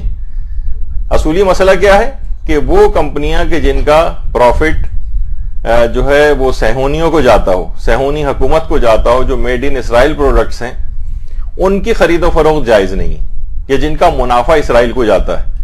اب آپ نے اچھا اس کے اندر میں آپ کو اور بتا دوں, کچھ لوگوں نے ذاتی طور پر کوئی تحقیق کی بھی ہوتی ہے تو ہر شخص کو وہ تحقیق بتانا واجب نہیں. خود سے تحقیق کرنا بھی واجب نہیں کہ ہم ہر پروڈکٹ پہ جائیں پھر دیکھیں کون سی وہ ہے، پھر اس کا انٹرنیٹ پہ جا کر سرچ کریں، اس کا تعلق اسرائیل کے ساتھ کوئی جوڑ جاڑ کے کوئی نتیجہ نکالیں اور پھر اپنی تحقیق کو پوری دنیا میں نشر کریں۔ مجتہدین نے بھی یہ کام نہیں کیا ہے، ورنہ تو یہ سب سے پہلے جو اس طرح کی جو وہ آتی ہے لسٹ، وہ خود مجتہدین کے آفس سے ریلیز ہو، ناموں کے ساتھ ریلیز ہو۔ لیکن مجتہد کیونکہ موضوعات میں دخل نہیں دیتا ہے، یہ موضوعات خارجی کا مسئلہ ہے، کون سی پروڈکٹ ہے، کون سی جناب دہی دودھ کی پروڈکٹ ہے اور کون سی جو ہے کھانے پینوں کی چیزوں کی ہے، کون سی مشروبات کی ہے، کون سی کولڈ ڈرنکس کی ہے، وہ مجتہد کبھی بھی نام نہیں لے گا۔ وہ ایک اصولی مسئلہ بتائے گا کہ اگر اس کا صہیونی حکومت، اچھا دیکھیں یہودی بھی دو طرح کے ہیں، ایک عام یہودی مثلا آپ کے محلے میں کوئی یہودی رہتا ہے، آپ نے اس کے ساتھ کوئی بزنس ڈیل کر لی، وہ حرام نہیں۔ صہیونیوں کے ساتھ، یعنی جو حکومت اسرائیل ہے اور اسرائیل کے اندر جو پروڈکٹس بنتی ہیں جس کا فائدہ اسرائیل کو جاتا ہے، یا وہ کمپنیاں، اور یہ اتنا ہائیلی ٹاپ سیکرٹ بعض اوقات چیزیں ہوتی ہیں کہ کون سی کمپنی کا منافع اسرائیل کو جاتا ہے، کس کمپنی کا نہیں جاتا ہے، جس کی ہاں تحقیق ہو گئی ہو اس سلسلے میں، وہ اپنی تحقیق کے اوپر خود عمل کرے گا اور ان چیزوں کو نہ خریدے جو اس نے تحقیق کر لی۔ لیکن ایک آدمی اس کو کچھ پتہ نہیں ہے، سنی سنائی باتیں ہیں، انٹرنیٹ کے اوپر بہت سی لسٹیں اس طرح سے آ رہی ہوتی ہیں اور جا رہی ہوتی ہیں، اور اس میں سے 99% لسٹیں جو ہیں وہ عام طور پر وہ کمپنیاں جو کہ جن کے ساتھ ان کی کاروباری مقاربت چل رہی ہوتی ہے، جو ایک رائیولری جو ہوتی ہے بزنس والی، وہ لوگ وہ اس قسم کی چیزیں نکالتے ہیں، اور وہ ایک دن میں بھی اگر لوگ اس سے اجتناب کر لیں تو کروڑوں روپے کا فائدہ ہو جاتا ہے، جس اعتبار سے وہ پروڈکٹ بک رہی ہوتی ہیں۔ تو اس میں افراط و تفریط کا ہمیشہ دیکھنا چاہیے کہ کیا ہے، اور اصولی مسئلے کو دیکھنا چاہیے۔ جب بھی مجتہدین کے نام سے جب بھی اس طرح کی کوئی لسٹ آئے تو اس کے اوپر اعتبار نہیں کریں، کیونکہ مجتہد کبھی بھی نام لے کر موضوعات خارجی کا مسئلہ ہے، وہ کبھی بھی نام نہیں لے گا، کیونکہ نہ وہ اس کی تحقیق کے اندر خود سے کوئی اپنی رائے کا اظہار کرے گا، ایک اصولی مسئلہ بیان کرے گا۔ تحقیق کرنی چاہیں آپ خود تحقیق کیجئے، نہیں تحقیق کرنا چاہتے ہیں تو نہ کریں، ہر حالت شک میں ان کو استعمال کرنے کی بھی اجازت ہے۔ تو یہ تمام چیزیں ایسی ہیں کہ اگر مجتہد بالفرض کبھی نام لے بھی دے تو اس کی بات کو فقط ایک عادل کی بات سمجھا جائے گا۔ مجتہد ہو سکتا ہے کبھی نام لے دے کسی کا کہ فلاں کمپنی، لیکن آپ مثلا اگر آپ کی تحقیق اس کے برخلاف ہے، آپ کہیں نہیں یہ والی کمپنی کے اندر تو میں خود کام کرتا ہوں، اس کے اندر اکاؤنٹس ڈپارٹمنٹ کے اندر مثلا میں خود وہ ہوں اور کوئی بھی ایسا تعلق ظاہر نہیں ہو رہا ہے، تو آپ اپنی تحقیق کے مطابق عمل کریں گے۔ اور مجتہد نے اگر کہا بھی ہے تو ایک عام عادل شخص کے طرح کی رائے اس کو سمجھیں گے، کیونکہ اس کا تعلق تقلید سے نہیں ہے، اس کا تعلق تقلید سے نہیں ہے، موضوعات خارجی کا مسئلہ ہے۔ اسلام نے تو ان کمپنیوں کو نہیں بنایا، اسلام نے تو اسرائیل کو نہیں بنایا، تو اسلام اس کے اوپر ایک اصولی کوئی حکم جو ہے وہ لگائے گا، اور اس کے بعد پھر آپ خود تحقیق کرتے رہیں کہ یہ اس کا فائدہ وہاں جاتا ہے یا نہیں جاتا ہے، اور تحقیق کرنا بھی ضروری نہیں۔ اچھا، عام طور پر اس کا ایک اور مسئلہ اس میں آتا ہے، اور وہ لوگ بہت چیز پوچھتے ہیں۔ ایک تو مثلا لوگ ابھی خیر اس کا بھی آئے گا، لیکن جو ابھی بتانے مثلا کہ کون سی پروڈکٹ جو بازار کے اندر مل رہی ہے اس کے اندر سور کے اجزاء شامل ہیں۔ بعض اوقات ہوتا ہے نا کہ اس طرح کی بھی لسٹیں آتی ہیں کہ بھائی آپ فلاں لپسٹک استعمال کرتی ہیں، اس کے اندر تو یہ اپنا سور کی فلاں چیز استعمال ہو رہی ہوتی ہے، یا مثلا کچھ ایسی ٹافیاں ہیں اس کے اندر جناب فلاں چیز کی جیلیٹن، حرام جانور کی جیلیٹن ہے، یا مختلف کاسمیٹک پروڈکٹس کے متعلق آپ سنتی ہیں۔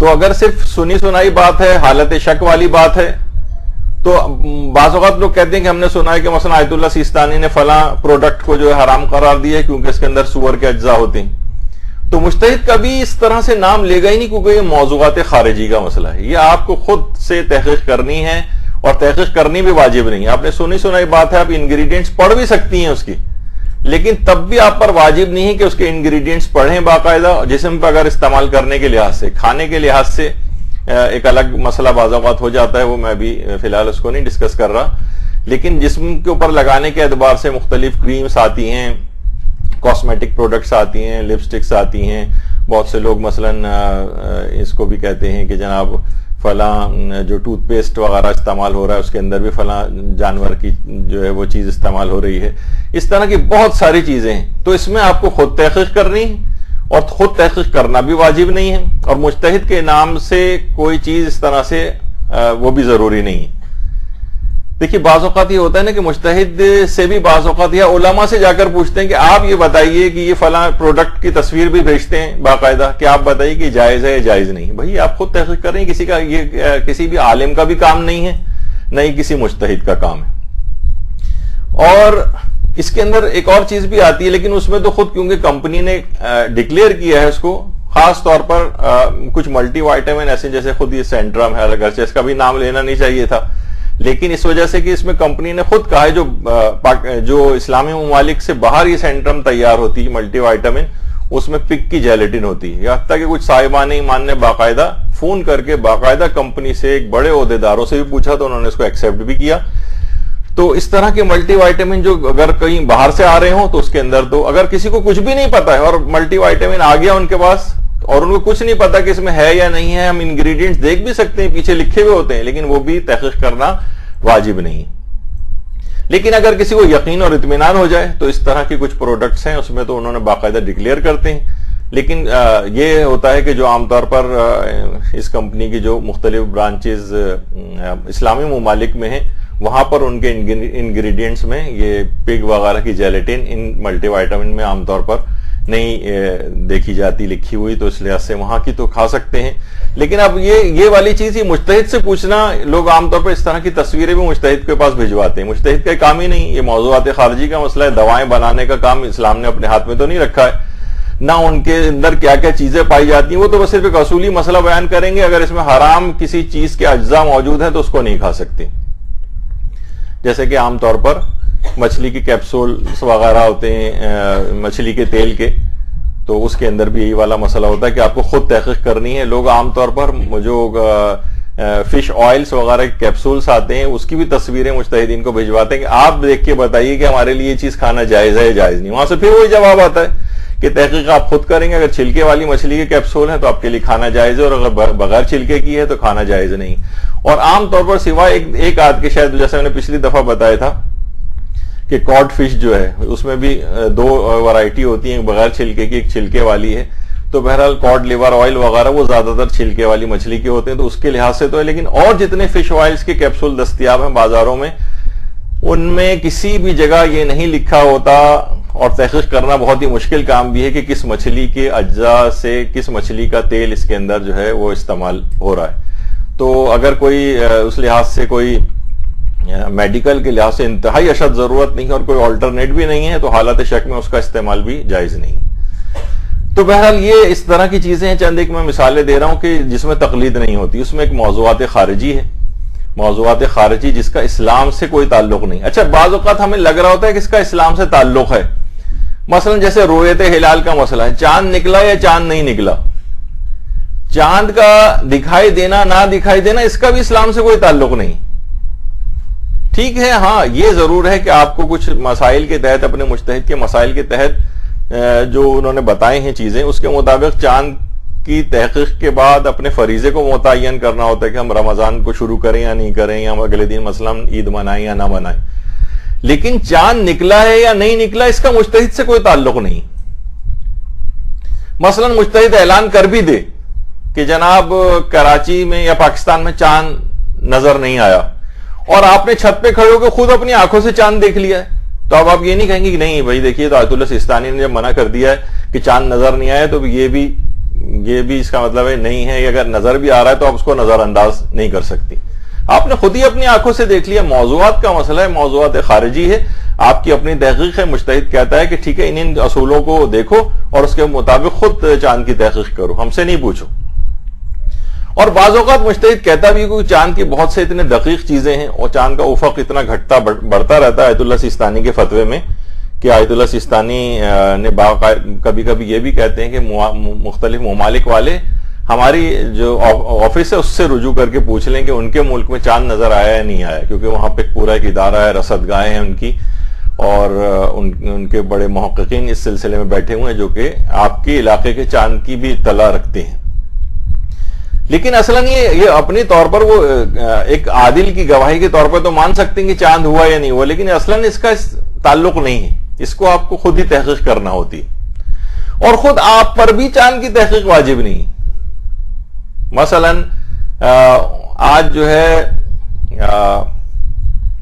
30 شعبان ہے یا مثلاً پہلی رمضان ہے، اور آپ نے غروب سے پہلے اپنے کھڑکی دروازے بند کر لیے، موبائل فون سوئچ آف کر کے رکھ دیا، سب لوگوں سے تعلق منقطع کر لیا، ٹی وی بند کر لیا، بالکل آپ کو اجازت ہے. اور اگلے دن 30 میں تو یہ ہو جائے گا، لیکن بعض اوقات 29 کی، کیونکہ 30 میں تو یہ ہوگا کہ اگلے دن یقینی پہلی ہوگی، لیکن 29 کی چاند کے اندر عام طور پر یہ ہوتا ہے کہ اطلاع کہیں سے آ رہی ہوتی ہے، کہیں سے نہیں آ رہی ہوتی، تو آپ پر تحقیق بھی واجب نہیں ہے. آپ سب چیزیں بند کر کے، ہاں البتہ اگر آپ کو بعد میں پتہ چل جائے کہ چاند ہو گیا تھا اور اگلے دن رمضان تھا، تو اس ایک روزے کی قضا کرنا پڑے گی اگر آپ نے روزہ نہیں رکھا ہے، تو وہ ایک الگ حکم ہے، لیکن آپ گناہگار نہیں ہوئی کیونکہ آپ پر چاند کی تحقیق واجب نہیں ہے. اگرچہ اس میں بہت سی چیزیں بڑی دقیق ہیں اور بعض اوقات بڑی دلچسپ بھی ہوتی ہیں، تو یہ ایک دماغ میں رہے.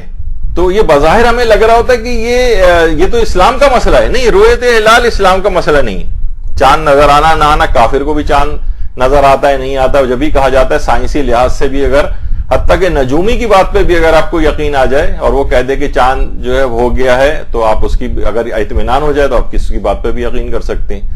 آپ جو ہے وہ مختلف سائٹس کے اوپر چلی جائیں، مون سائٹنگ وغیرہ کی، ان کے اوپر اگر اعتماد ہو، وہ باقاعدہ اعلان کریں کہ اتنے وقت کے اوپر جو ہے وہ چاند نظر آیا ہے اور آپ کو اطمینان ہو رہا ہو، تو آپ ان کی بات پہ بھی یقین کر سکتے ہیں. یعنی اس کا اسلام سے تعلق نہیں، موضوعات کا مسئلہ ہے.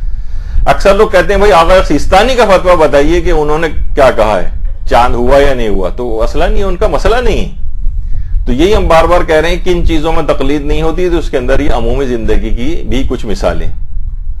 اچھا، بہت سے لوگ کیا کرتے ہیں، وہی میں نے کہا، یا تو تصویر بھیجیں گے، یا جیسے کہ اکثر ایئرپورٹ کے اوپر حاجی حضرات جب جا رہے ہوتے ہیں تو کوئی اپنا احرام دھلوا کر آیا ہوتا ہے، کوئی کسی نے دھوبی کو دیے ہوتے ہیں. اب اس کے اندر مثلا سرف وغیرہ سے یا کسی واشنگ پاؤڈر سے دھویا اور اس میں خوشبو آ رہی ہے، تو لوگ اپنے احرام کو لا کے مولانا کی ناک کے اوپر آ کر لگا رہے ہوتے ہیں، سونگ کے بتائیے کہ اس میں خوشبو تو نہیں آ رہی ہے. بھائی مولانا کیا بتائیں گے، آپ کی اپنی بھی ماشاءاللہ ناک ہے، آپ خود بھی سونگ سکتی ہیں چیزیں کہ خوشبو اس کو کہیں گے یا نہیں کہیں گے. اور تو یہ موضوعات کا مسئلہ ہے، نہ یہ مولانا بتائیں گے اور نہ ہی مجتہد بتائے گا، یہ تو آپ کو خود طے کرنا ہے کہ اس میں خوشبو آ رہی ہے یا نہیں آ رہی. اس کا اسلام سے تعلق نہیں. اچھا، اب اس میں ایک اور مسئلہ خواتین کے اعتبار سے آتا ہے، وہ ہے مثلا کون مہندی کا یا کیمیکل والی مہندی کا مسئلہ. اچھا، کیمیکل والی مہندی یا کون مہندی عام طور پر خواتین جو لگاتی ہیں، اس کا مسئلہ اتنا پوچھتی ہیں روزانہ کی بنیاد پہ. میرے خیال ہے مدرسے کے بعد 4-5 دفعہ تو کم سے کم یہ والا مسئلہ روز کی بنیاد پہ آتا ہے. اچھا، یہ بھی موضوعات کا مسئلہ ہے، یعنی مجتہد کے پاس بھی یہ والے مسئلے جاتے ہیں، تو کبھی زیادہ تر تو مجتہد جو ہے وہ نا اصولی مسئلہ بیان کرتا ہے. اصولی مسئلہ مثلا کوئی پوچھ رہا ہے کہ آج کل بازار میں کیمیکل والی مہندی ملتی ہے، اس کو لگانے میں وضو اور غسل کا کیا حکم ہے، اور وہ مہندی ایسی ہوتی ہے کہ جب اترتی ہے تو چھلکے اس کے ساتھ ساتھ اترتے ہیں، تو اس سے وضو ہو جاتا ہے یا نہیں، اور اس قسم کی مہندی لگانے میں کوئی حرج تو نہیں ہے. یہ مجتہدین آقا سیستانی کو بھیجا گیا مثلا سوال. تو وہاں سے وہی اصولی جواب آتا ہے کہ اگر احتمال دارد امکان اس بات کا موجود ہے کہ معنی رسیدہ نے آپ باشد، یعنی یہ پانی پہنچنے میں رکاوٹ ہے، باید برطرف شود، تو لازم ہے کہ اس کو ہٹایا جائے. اچھا، اب مسئلہ یہ ہے کہ آپ تو یہی تو کہتی ہیں کہ اس کو ہٹانا ہی تو بہت مشکل ہے، اور ہٹاتے ہیں تو نیچے سے ایک اور چیز نکل رہی ہوتی ہے، وہ بھی مہندی، گویا مہندی کی لیئرز اتر رہی ہیں، تو یہ تو رکاوٹ ہوئی. تو مجتہد نے اصولی مسئلہ بیان کیا کہ اگر احتمال ہے اس کا کہ یہ پانی پہنچنے میں رکاوٹ ہے تو اس کو ہٹائیے. مجتہد اب ساری اقسام جا کے ڈسکس نہیں کرے گا، اور کبھی مجتہد اپنی رائے دے دے گا. کبھی یہی چیز سوال پوچھا جاتا ہے کہ کیا یہ جائز ہے کیمیکل والی مہندی لگانا اور اس میں وضو ہو جاتا ہے یا نہیں، تو وہاں سے جواب یہی آتا ہے کہ اس کے اندر کوئی حرج نہیں ہے اور پانی پہنچنے میں بھی رکاوٹ نہیں. کبھی وہ اپنی رائے دے دیتا ہے مجتہد، یعنی مجتہد رائے بھی دے سکتا ہے اور اصولی مسئلہ بھی بیان کر سکتا ہے. اچھا، اب میں اس لحاظ سے آپ کا یہ والا مسئلہ حل ہی کر دوں. ایک لحاظ سے اگر آپ کو بھی اس پہ اطمینان ہو جائے، اطمینان نہیں ہو رہا ہے تو پھر مجتہد مثلا انہوں نے یہ کہا کہ اگر امکان ہے کہ آپ کو اس بات پر اطمینان نہیں ہو رہا ہے، آپ کہہ رہی نہیں کیمیکل والی مہندی کی جو لیئرز ہیں یہ وہی مہندی کی لیئرز اتر رہی ہیں، تو پھر آپ کا وظیفہ شرعی یہ ہے کہ آپ وضوء جبیرہ بھی کریں اور تیمم جبیرہ بھی کریں. تیمم جبیرہ یوں کہا میں نے کہ خود اعضائے تیمم ہی کے اوپر وہ جبیرہ آ گیا ہے. جبیرہ یعنی سمجھے ایک لحاظ سے وہ رکاوٹ، وہ چیز جس کو آپ رکاوٹ سمجھ رہی ہیں جو پانی پہنچنے میں رکاوٹ ہے. وضو جبیرہ ہوگا یعنی اسی کے اوپر آپ کس طرح سے وضو کریں گے، اس کے احکام ہیں کچھ. اور تیمم میں جبیرہ بھی ہوگا یعنی تیمم بھی آپ کو کرنا پڑے گا، لیکن کیونکہ اعضائے وضو ہی کے اوپر، اعضائے تیمم کے اوپر ہی کیونکہ وہ رکاوٹ آئی ہوئی ہے، اس لحاظ سے تیمم میں جبیرہ بھی ہوگا. اچھا، لیکن یہ تو مشکل والا مسئلہ ہے جن کو اطمینان نہیں ہو رہا ہے. دیکھیے ایک چیز اور بتا دوں میں میڈیکل کے لحاظ سے کہ جو آپ کی اوپری کھال ہے اس سے لے کر ہڈی تک سمجھے ٹیشوز کی تقریباً یہ 7 لیئرز ہوتی ہیں.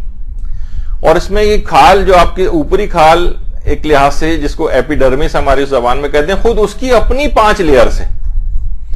تو اصلاً یہ جو ہوتا ہے جب کیمیکل والی مہندی آپ لگاتی ہیں اور وہ بعد میں اترتی ہے، وہ کھال کی لیئر اترتی، ٹھیک ہے، وہ رنگ نیچے تک جو ہے اس کے گیا ہوا ہے. پھر اس کے بعد نئی جو لیئر ہوتی ہے اس کے اوپر بھی وہ رنگ آیا ہوا ہوتا ہے اس کی. اصلاً وہ مہندی کا رنگ تو کبھی بھی رکاوٹ نہیں ہوتا ہے، چاہے وہ خضاب والا رنگ ہو. لوگ اکثر کہتے ہیں کہ خضاب والا رنگ لگ جاتا ہے یا بالوں پر کھال کے اوپر، وہ بھی رکاوٹ نہیں ہے.